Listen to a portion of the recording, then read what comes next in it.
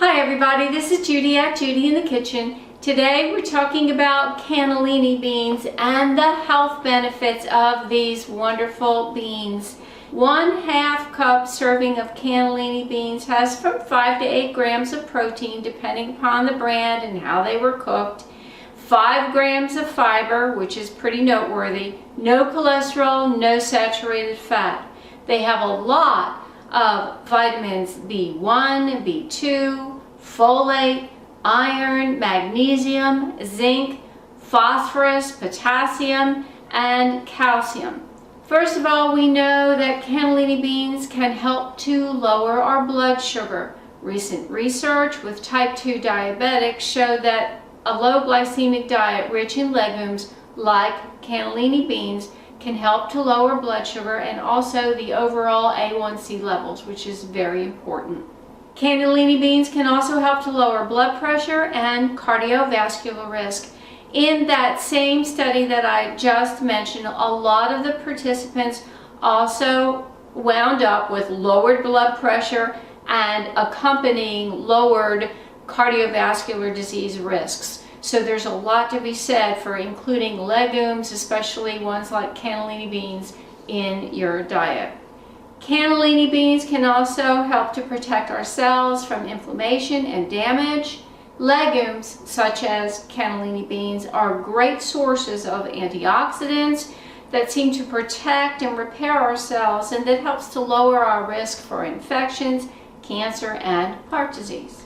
They can help with fluid balance. Also, cannellini beans are high in iron and potassium, and those nutrients are known to help maintain fluid balance and transport oxygen throughout the body. Cannellini beans are safe for many diets. They're safe for most people to eat. They're gluten-free, they're high in fiber, they're high in protein, they contain no saturated fat, and they're very low in overall fat for sure.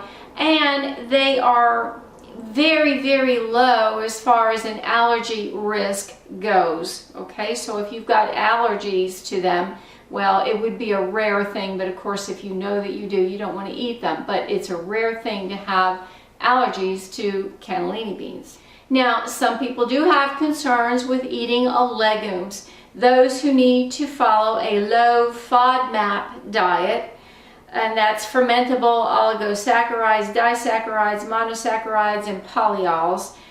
If you know you need to follow such a diet because you have Crohn's disease or irritable bowel syndrome, something like that, you know already that you need to limit your intake of beans and legumes. They may not be your best choice because they will aggravate your condition.